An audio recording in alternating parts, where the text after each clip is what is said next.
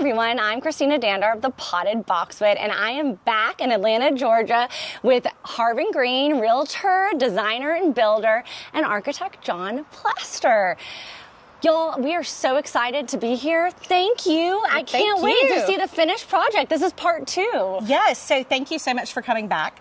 You're getting an exclusive sneak peek. We actually are listing it and going live tomorrow, August 1st. So no one's seen it yet. We always keep our projects super secret and we don't let anyone in. So thank you. We're glad you're here. Well, we're so excited. Y'all are going to love this. All right, John, tell us a little bit about this architectural style here. I mean, I just can't get enough of this house. It's beautiful. So this is a shingle style house, and we really leaned into that all-American spirit of design. So we introduced some classical columns and really tried to accentuate this texture of the shingles. One thing we did to accent the texture was to use a monochromatic color palette, and I know your listeners or viewers are always interested in paint colors, and I actually don't know the paint color of this house because we color matched it to the gutters. That's so smart. Yeah, well, we really didn't want the gutters to speak too loudly, and so by matching it, we were able to really experience the texture of the rest of the house. So Harvin, remind me, the architect was Francis Palmer Smith, who did Yes, Francis Palmer Smith was the original architect. It was actually built in the 1960s, but it kind of falls within our wheelhouse because he is a historic architect. It was actually the last project that we believe that he did before he passed away. So he actually worked on this in conjunction with his son. So that makes it special. And, you know, we love old houses. We really love the 1920s, but this gives us, you know, it falls in that historic category. Still. And now this home is right on the Chattahoochee River? Yes, right? Okay. Yes. So we're very close to the Chattahoochee River. We're actually within 2,000 feet of it. So in order to get the permit to do all the work, we had to have it legislated by the state of Georgia. I mean, this is just an expansive, amazing property. It's like a tree house, honestly. It is. So this really shows the canopy of Atlanta. You know, we're a city of trees. Yep. Exactly. And so we're on 2 acres here, which is amazing. And we've tried to maximize all of it. Yeah, and one thing about that permit, we want to make sure we acknowledge how awesome our landscape architect was on this project. Their team, Brian Field at Field Landscape Architecture, they really did an amazing job at chasing down all the technicalities we had to achieve, so it was incredible. I mean, again, right away when you walk in, just with all the paneling and everything, and it's fun to see the floors all finished. Yes, it's not full of dust this time. Yes. And so one of the things we did, and we reconfigured the house so it really works better for today. So we opened up a lot of small rooms, but we tried to keep a lot of the historic details, you know, like you have these beautiful cove built-ins here that we tried to keep. But we also, you know, you have your beautiful china cabinets over here, which is so great to have as well. It's so convenient. So. No, these are absolutely so pretty. And so, John, when you see the kind of the older things of the home, what, like, as an architect, how do you enhance it, or like, what's your? I think you. Sometimes nothing needs to be enhanced. I mean, these coves are as is. We kept all the original windows that we could keep. You know, if it's not broke, don't fix it. Is kind of how I think about it. And then I usually take the spirit of the house and try to, you know, for the new elements like this living room and the family room and kitchen, I try to just, you know, apply the lessons of the house into those spaces to make them fit. You know, we're always needing to live the way we like to live these days, but we love old houses, so the question is, how do you bring those together? And so, Harvin, like, this area in here is just so spectacular. You and John, tell us about sort of the process of this room. Yeah, I'll let John speak to this. So when we, you know, started the project, there was, I want to say there were like 5 rooms here that we combined into one. And, you know, we wanted this grand living space, but we also wanted it to be casual enough to access the pool. So, you know, I can imagine like people running in here with flip-flops and, you know, playing games. Hopefully, you know, the furniture can take that, but yeah, and we tried to set it up so there's actually kind of 2 living spaces here. So one will, you know, I can envision like a mahjong table, you know, more casual cocktail table, and then, you know, a cozier space in front of the fireplace. So this fireplace was here, but we wanted, there was not a lot of symmetry when you walked into the front door originally. So we opened this up, so now you have a straight shot to this fireplace. We changed out the marble and made it gas, but instead of logs, I really love the cannonballs. And I love how this is what you see in your eye line as soon as you walk in. Yes. Yeah, it's that classic moment of the old house meeting the kind of the new architecture, and I just like this room because it can dress up or dress down. Yes. And, you know, who doesn't want to be in the living room and watch the kids? It's a living room that you'll actually use. Yes. And I think, too, John's vision for this room, because we kept talking about fluting or something, but I feel like everyone is doing fluting. So we wanted something different. So John was brilliant on this. So it's actually designed to feel like the inside of a column. So you have the column here, and then the paneling we built so it feels like you're on the inside of that column. Right, it's like convex versus concave is the idea, and so just by flipping that, we were able to get this really incredible texture to encapsulate the room, and again, you know, take that idea of putting texture in a house, kind of riffing on that whole shingle style. Honestly, John, I've said this before, I'll say it again, I've never seen sort of this sort of paneling ever before. I don't think you will. I think this is one of one. Or maybe you'll see a lot more. Maybe you'll see more, yes. But also, like in the light fixtures in here, we tried to kind of echo, so it has the pleating, so it feels like it belongs in here. I love the light fixtures. Yes. Like, these are just really stunning. Yeah, super classic. And before, you had small little windows that looked into the backyard. You know, I don't know if you remember, but we talked about this last time.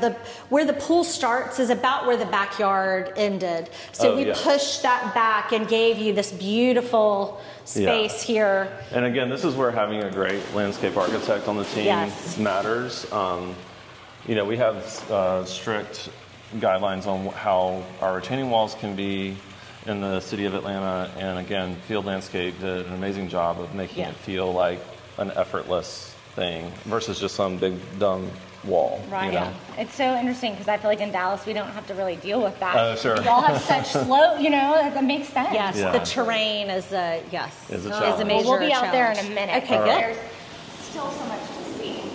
Yes. All right, so head to the kitchen. Yeah. Oh, sorry. I wanted to show this too. Harvin kind of talked about how the geometry of this house wasn't perfectly aligned. So I used this sort of ribbon detail, and it comes up and wraps all the way across to create this sort of super big opening. And by doing that, I kind of hopefully tricked you into thinking that we're using this large opening to center the room instead of originally there were just tiny openings into these spaces. Yeah, that really is so genius. Mm-hmm. And having columns, you know, can date a house in a lot of ways, and I don't really love columns to begin with, but we had to have because of the span of this space. But I love the way we turned it into a real feature. It became a feature instead of, Well, that just, again, the architectural details of this house are next to none. And I mean, even unfurnished, it's beautiful. Yes. So again, you can see how Harvin's chosen this sink to echo the ripples that we've started to set up as a theme in the house. And I just love this view out the window. This is the powder room. And, you know, you kind of get to see that beautiful new column, the leafy greens, those copper finials. I think it's just a nice sort of snapshot of what the project's about. Yeah, and you're tucked in here in the woods, and so you have no idea you're right in the middle of the city. Yeah, the privacy is amazing. And I do like that, you know, there are these modern touches that kind of keep the house alive. Just a little bit of carbonation. Well, what I do love is, like, just right down the road is one of the best private schools ever. Across the street. And then around the corner you have like all these shops and stuff, everything. Yes. What area is this again? Buckhead. Buckhead. So Yes. we're in Buckhead. So Okay. we're in the Paces neighborhood of Buckhead, which is, we're off of Paces Ferry Road, which is a pretty famous street, and we do have Lovett across the street, which is a big pull for this area as well. And we're close to Vinings, so you can kind of take a left, go to Vinings, take a right, go stay in Buckhead. Yeah, no, this whole area, I have multiple friends that live around here, and it is fantastic. Some in wonderful. Vinings, some in Buckhead, but it's like the perfect crossroads. Exactly. Yes. So one thing, so I don't know if y'all saw this last time, this part of the room, but We didn't. I wanted to kind of talk about, like, everyone's looking for a little bit higher ceiling. So what we did here, we had existing trusses. And this was actually the garage before. This used to be the garage. Yes. And so we wanted to have the sense of a higher ceiling, so we actually encapsulated those existing trusses with these milled beams, just to get a little bit more ceiling height. It's funny how adding beams gives a sense of height. Yes, yeah. Yes. Well, I think as long as psychologically you have this idea of there's something beyond, your brain just kind of thinks, oh, well, it's even more. So one cool thing that Harvin and Tommy put into this house is a hidden access to the wine cellar. Yes. So when we bought the house, there was actually a area that was more of a bomb shelter, I think, originally, but it was unfinished and it was only accessible through a hatch in the garage, and it didn't connect to the basement. Y'all, this is so cool. I mean, this is so It is cool. very fun. So I want this for my wine. Yes, so there's a spiral staircase here for entertaining, but then we'll see it later. There's access in the basement to load in cases, things like that, to make it easier. But it's really, honestly, like a cool party trick. So, That is an amazing party trick. Are you kidding me? Oh my gosh, you thought of everything.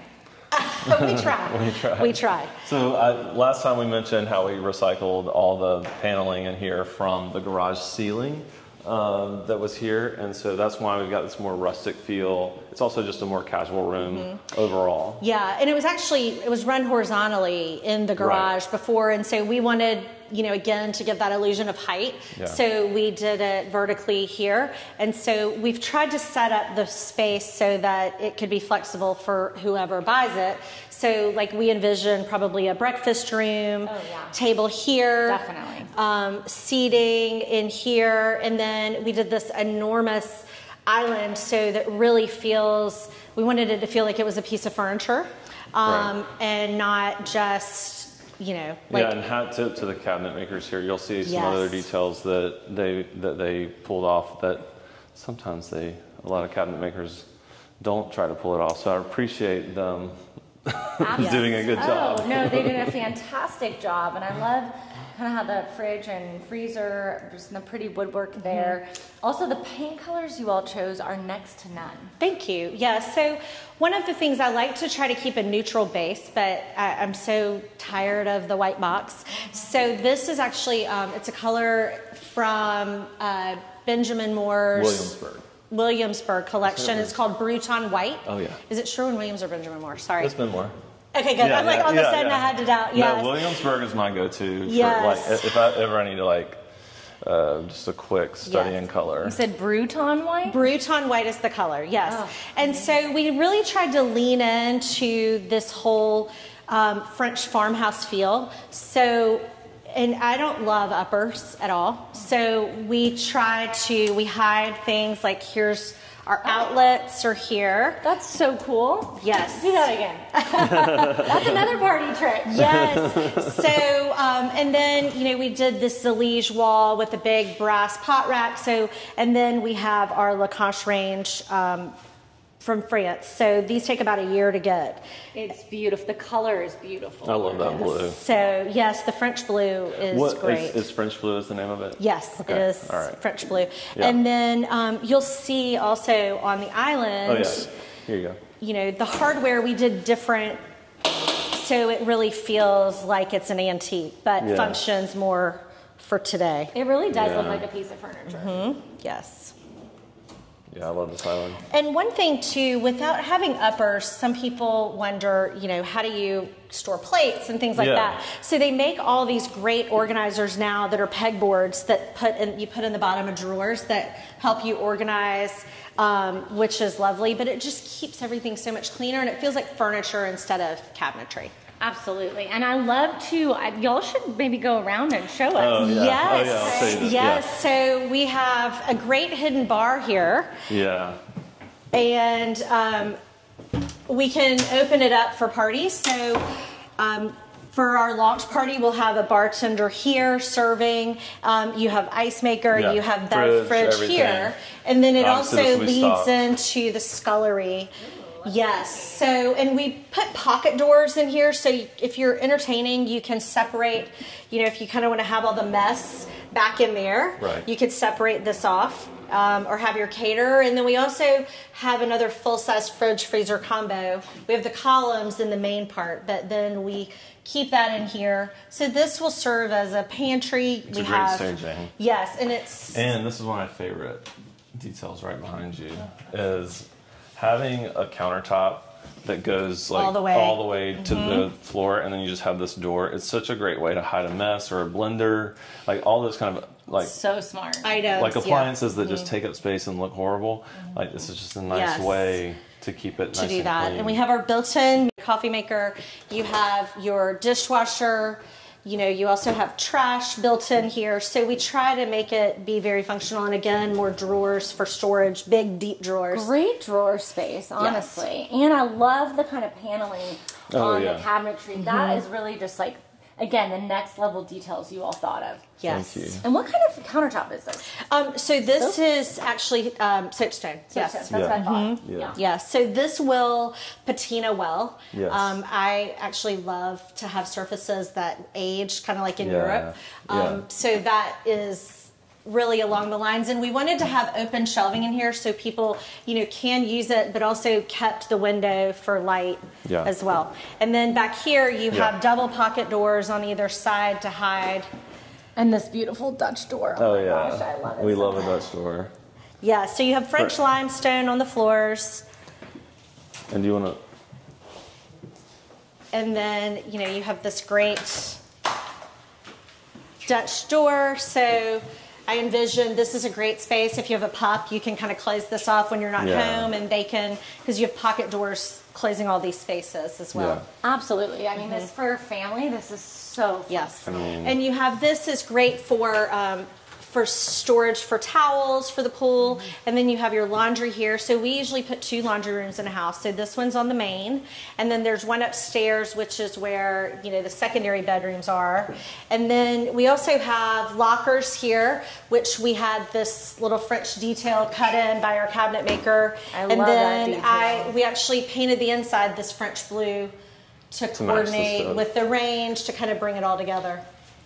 So good. Oh, let's head outside.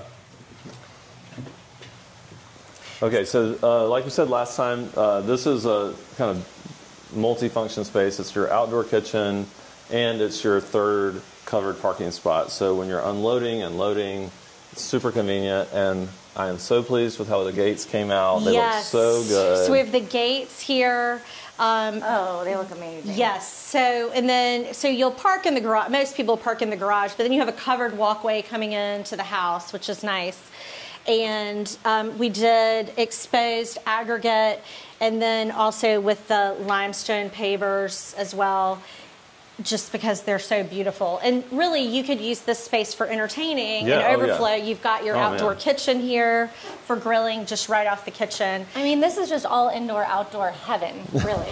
Yes. And so what we really wanted to capture is that easy indoor-outdoor space. And this, so when we added the garage, because the old garage became the family room kitchen, we were able to add a new garage on this side and then add this great porch, which I'm so thrilled about how it turned out. Me too. The scale of these columns have really, I was a little nervous because they're so big, but I think it helps ground the space of the courtyard in such a strong way. Oh, the columns are beautiful and unique. Yeah, John. thank you. I've really never seen columns like that. Yes. Well, you know, I felt like because this is the more casual space, I needed something like a post or instead of like a, you know, a nice Greek column or whatever. So that was my way of kind of bringing down the casual vibes here. And can we talk again about how Yeah. this brickwork, I mean, it's unreal. Yeah, it's just a fun way to add some architectural interest to an otherwise blank wall. I mean, you know, if you kind of learn the lessons of historic architecture, you know, that's what they would do in these scenarios. So, you know, it's really nothing new. It's just making sure that you're learning your lessons well, I guess. And I actually love the way it mirrors against the pierced brick wall over there. Yeah. So to me, it feels like a fill of that. Yeah, totally. And I love the way that looks. And then also, you know, we did these iron, they're faux windows, but that way you can kind of see, we had to put this wall in for retaining. And so we had these iron windows built. And so as the, you know, plants mature, then you'll have this beautiful green back. Oh, that will be absolutely beautiful. And just what an interesting detail to add the windows. It makes it feel more open, I guess. Yeah. It does. Oh, okay, Harvin, we got to talk about the light fixtures. I mean... Yeah, so I really struggled, and you may not be able to tell on camera, but this room is massive. This space is enormous, and the ceiling height is enormous. And so I looked and looked and looked for fixtures but everything, it would have to be, you know, over 100 inches in diameter to really feel like it's appropriate for the space. So I actually found someone in Morocco that I had these baskets made for the space, and I wanted it to feel like a grouping to kind of fill the space more, and I'm very happy how it turned out. My sweet electrician, he wants to kill me sometimes, but after this was over, he was thrilled with it too, so it was worth it. I'm sure, I'm sure. Oh, that's fun. Yeah, Morocco has so many great fixtures there. It's amazing, yes. So I'm very happy with it, and I think that people will use this really as, I think it's big enough to have dining and seating. Yeah. Yeah, we designed it to have lounge and dining space, again, with the kitchen behind it. So, yeah, you can really get all the uses out of it. Yeah, and I love the back view of this house. It just is so charming to me with all the dormers. There's a lot going on, and that's why we really wanted to keep the color palette simple. Yeah.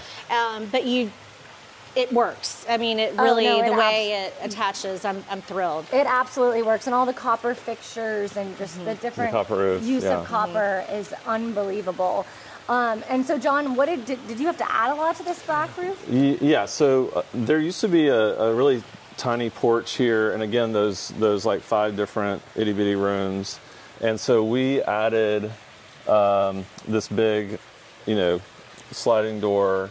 And we added this little engaged dormer. The cupolas we also did. Yes. Again, I think you can get a decent view of the buck. Yes, over for the Buckhead garage. over here.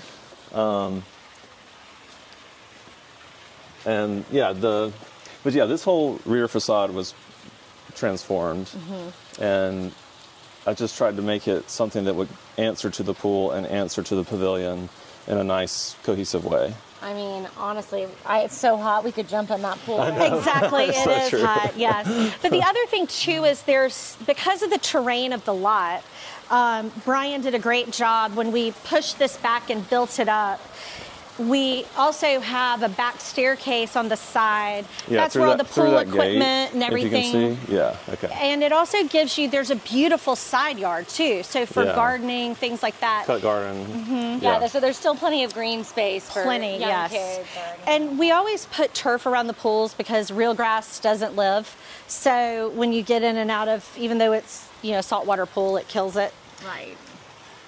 And now we're going into sort of a room / potential office? Yes, Oh, so yeah. this is all part of the primary wing. And so we envision someone could use this as having, it would be an office, there's a full bath here that's easy to enter, and someone also could use it as a secondary bedroom on the main, although it does mirror and finish the primary suite. Yeah, it's meant to be an extension of the primary, but of course, if you ever had like a need for a second bedroom on the main level, it's here. Yes.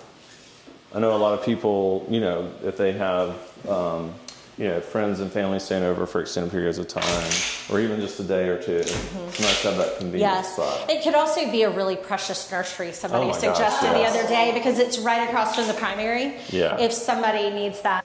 You'll see the finishes of the bathroom are similar to the primary suite across the hall, but it's its own. And the vanities are beautiful. Thank you, yes. Again, we kind of leaned into that reading. Yeah.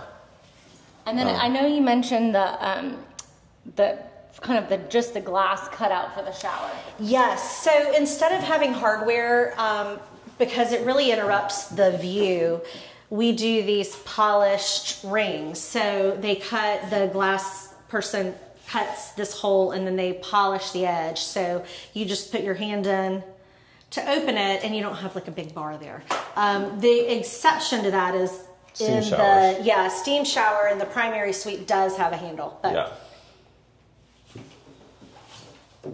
I just love all the tile and finish out of what you did here, especially on the bottom. Yeah, I love this marble. I think it's so nice and classic. But it's got a little unexpected to it with the purple, but I think that's what makes it feel fresh, you know? And then if you come out here, we'll see, you can look back and see down the hallway. And we did the herringbone pattern on the floor in the hallway. I didn't want to do it everywhere because it felt too busy, but this kind of gives makes this a moment on its own. Yeah. Oh, I love it. And especially with all those columns like that and the stairway, stunning. Thank you. And so then coming in here, you're in the primary suite. And this used to be a living room that was open to the foyer there. So we just renamed this room the primary room. Yes. So, and I actually don't love really oversized primary bedrooms. Agreed. Because what do you do in that, right? So I think that, we have a great bed wall here, which these are switched for lamps, which I like to have by the bedside table. And then we kept this fireplace. We actually painted the mantle around it because this is actually a really beautiful historic stone that was on the surround, but it just felt really dark in comparison to everything else. But John and I talked about it and came up with the idea to paint the mantle only, and it just weights it in a really nice way. Oh, it's perfect. And I love how you did the paneling to put like a TV there. Yes. Yeah, just to frame it. Just to frame it in. And then, but what can happen here is this room's large enough so you can have king size bed, you have a seating area here, but you also, again, this space becomes a lot of the primary wing, so you could have a larger sitting room there if you wanted it as well. And probably somebody could put a door on the end of the hallway. For sure. Yeah. Easily, yes. Easily. And then, so now we go into the bathroom, which I'm so thrilled at how it turned out. It's stunning. Thank you. Yes. So we have these extra high vanities, and we did a layered marble here, so it kind of gives that, it's like brings a grandness.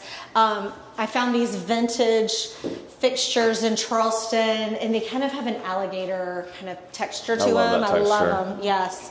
And so, and even, I like to mix my metals too. So I'm not just, it all has to be brass or it all has to be polished nickels. I actually like a mixture. I think it feels a little bit fresher too. And this, I love, these, if you see the facets on... Oh yeah, they're like hexagonal, I guess. The detail is just incredible on these. Yes. And then this is actually a great space in that we tried to, John designed it to be... 2 glass cubes essentially that frame the bathtub, and so we just decided to make this glass cube a mirror cube just so you have privacy in the water closet, but you still have this really amazing view. And what I like about it is when you're standing, looking outside those windows, you actually catch the back side of the view. So like if you're looking head on, you still get an extended view from that mirror. See, that's like the genius architect eye that I don't have. That is so smart, honestly. Yes. And I love the mirroring. It's amazing. And it just makes it all feel bigger. Yeah. So you've got your water closet in here. Yes. Sure, yes. I think the light's not, yes, but the toilet will open for you when you arrive, which is great. So, and then on this side, you have steam shower with double heads, and there you go. I'm really happy too with the way. It's a roll-in shower, or a curbless shower, so it's all flat. I love the texture of the tiles also. That's great. Yeah. I have to ask, Harvin, what are these toilets? They seem really smart and cool. They are. Actually, Ressa toilets, and I love them. They have a little more functionality, I think, than the Toto. It's what we have in our personal house. But usually, so we try to put it in the primary suite and also the powder room to have, a smart toilet, bidet. These became really popular during COVID when toilet paper was a shortage. But it's heated and all the things, and it's just a really nice little... Yeah, a lot of people who get these become addicted to them. They do. Yes, they do. So one other thing that I love the way it turned out is when we put in this Zaliche tile is thick, right? So, and it's very irregular, which is by design, but it's very hard to end it because there's not a clean side where you can polish like you can polish marble. So we cut down and had this piece trim all the way around, and I think it turned out well. Yeah. That is so smart. I love the marble trim. Yes. And so then we continue into this the primary way. Closets. Yeah, so there's two closets. There's a light not on. Hold on. Let me turn this on for you. Right here. Okay. So you have... Could be his and hers. It could be his and his. Who knows? It doesn't matter. Or hers and hers. Yeah. Yeah. I can take over this little closet. Whichever one. It could be one of them. Yes. So what we did, John, I'll let you talk about how we kind of got this space. So this space, we carved into the second floor, actually, when we did this closet so that we could get this really nice vaulted space because so many people have seasonal storage items. So we wanted to have those big upper shelves up there for, say, like luggage or handbags that aren't always used, and for a collection of Birkin bags. Well, behind you is the Birkin bag window here. There you go. So we have all of our cubes lit so that people can display their beauties, their babies. My girls call it their inheritance, but and then getting the scale of this massive light and the drama for her closet, and then the other thing I love about this closet is the natural light. I mean, getting ready in natural light. There's really nothing more accurate, let's say. Sometimes a closet can be a dark storage room and you don't see the colors like they will actually be. And so I know that's important to a lot of people. I mean, it's like a tree house again. It is, I mean, I can't get over the trees. And natural light getting ready is very important. Yes. So. And then also one of the things that I like to do in the closets in the island is have a bank of jewelry drawers here, or for accessories. So you have your big deep storage drawers for sweaters and clothes that you fold up, things like that. But then, these I find are great, and you can have them lock, and it's just a nice opportunity. Would your accessories collection fit in here?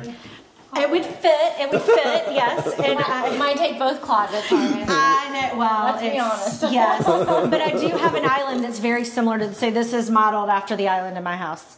And then also hardware. So I love, so you'll see a nod to this hammered, there's actually in the mud room, there's the knobs in there hammered to mimic this. But again, these will patina really well. It's all unlacquered brass, and so it will darken over time, or you can keep it polished, just depending on your style. All right, so now we're gonna head upstairs, back through the foyer. We kept these original stairs, but opened them onto the basement, which you'll see in a bit. And we just had to, the only change we had to make to the pickets here were to raise them up so that they were at, the current code heights. But otherwise we kept everything. Yeah. And I wanted to paint it out versus having just like, you see a lot, the painted pickets and then the wood top, but I really wanted this to feel a little more modern in style. Yeah, so this is actually a great place where you can see both cupolas. Yes. You can kind of see that. Kind of see the other one. Yeah. Yes. But again, we raised this window so that this window was nice about view. 2 feet lower before, so you really just saw a roof, and then that helped us get this connection point between the family room, kitchen now. That's right. So the bedrooms in this house they're all en suite. And so they each have their own private bathroom, great closets. And these shutters, which are Williamsburg style, they were actually here. So we took them all down. I love Repainted. Repainted, yes. And Harvin, how many bedrooms total? So there's 7 bedrooms total. So there's 4 upstairs, there's 2 on the main, and then there's 1 in the lower level. And each bedroom kind of has its own personality in terms of, its ensuite bathroom, although there's a through line of color with the tile selections and finishes. So it's all the same house, but everyone kind of has their own little flavor. Personality, yeah. And each of the rooms have a little niche in them. So we envision somebody may want to put like a little reading nook or a vanity or a desk, depending on what they do here. And so here again, you'll see, like John just mentioned, we use the Zalige again. The colors are very similar, but each bathroom has a different pattern. Again, you have our polished ring here, but I really love it to feel like it's all in the same house. It's cohesive, but they each have their own personality. No, you definitely accomplished that. Thank you. Yes. And so then the next bedroom, it's a little bit smaller, but it has such a great view of the backyard. I love this room. I do too. And I love, this one has like in the bathroom, it has all these little scallop details, which you'll see. Yeah, a nice view of the stairs. Yes. You can see here, like, this was original, but we just had to replace these again so that it was at the right height code-wise. Yes, so this room I just think is adorable. So again, you have a little niche, and then this bathroom turned out really fun. So you have a bathtub, because we like to have at least 1 bathtub in the secondary bedrooms for babies or whatever. I would envision this could be a nursery. Yeah, absolutely. But we kind of leaned into the scallop with the tile and the mirror. I love that kind of cut edge tile. Yes, thank you. My tile person didn't love me, or my painter when they were trying to finish it. Yes. Looks great. All right, so to the basement? Yeah. Okay. Well, there's one thing. Do you want to see? There's the laundry up here. I'll just show you real quick. So these bedrooms, again, have their own little personality. All the rooms are very large size, but this was a linen closet up here, and so we wanted to have another opportunity for laundry, especially if you have kids up on this level. They generate a lot of it. So, or this could be used as a utility closet. Yes, so we, for the basement, we opened this wall up to make it feel more part of the house. It was behind like a little doorway before, which always feels, I don't know, not super welcoming. It gives you just enough natural light in case all the lights are out, you can make your way down. And so down here, we actually transitioned from hardwoods to LVP.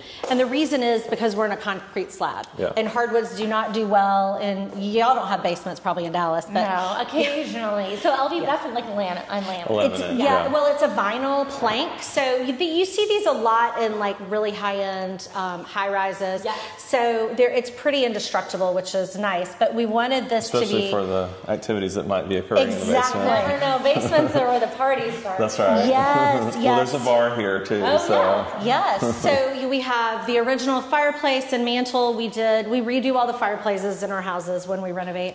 And this again has the gas logs with the cannonballs, which again feel more modern than the fake logs. And so this ceiling was actually like a drop web ceiling before. And so we tried to get as much space as we could, and John designed the beam placement because we still had to keep support beams in. We had to hide some little pieces of structure and you're still pipes. like tricking the eye. There you go. Truly. Yes. And so, and then there was a kitchenette from the, I think, 1970s that was down here. But we wanted to have a bar area that, you could serve. So you have beverage fridge, you have ice maker, and then a sink down here for parties. This is so cool. And we should also note, you have a whole gym sauna down here. Yes, so we do, and we'll give you a sneak peek of that, but it's on the other side. So infrared sauna and gym is on this wing, and then utility space. And then back here we have a hallway this is the road to the wine room. Yes, so you have a private bath, a bedroom here, so if you have guests, they have a nice place to be, but also, you know, if entertaining, you don't have to go through the bedroom. Right. Which I like. And then you'll see our hidden bookcase. Yeah, so we're going to head into now what is the hidden access to the wine cellar. But for now, right now, all you see, you have a closet here, you have a built-in safe here, just a safe, a huge one. And then you push this in, and this is the back entrance to the wine cellar. That's so cool. Yes, so on this end, we envision kind of a tasting table, and then this will be lined with racks. They're being installed now. And then when you're entertaining though, you can have people come down this way. And so what you'll see at the end is a hidden door, but also a tasting space. This is really unbelievably cool. Thank you. And this was really just dead space, and it didn't connect. So we had to blast through concrete, tunnel through to get in, but honestly though, I think that's what makes this house so unique. You don't have any wasted space anywhere.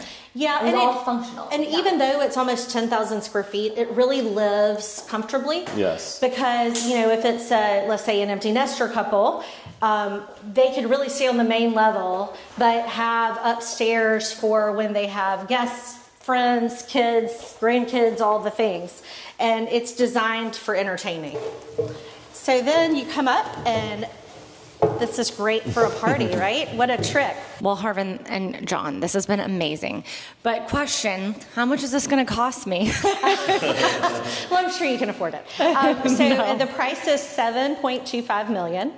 We're about 10,000 square feet on 2 acres, 7 bedrooms, 7.5 bathrooms, and it's done. It's move-in ready. So it's coming to market tomorrow, August 1st. Well, we can't wait to see the listing. I'll be sure to link it. Thank you. And it'll be on my website with full pictures and everything. And again, we can't thank you enough for having us back to see this finished product. It is a truly beautiful home. Thank you. Thank you.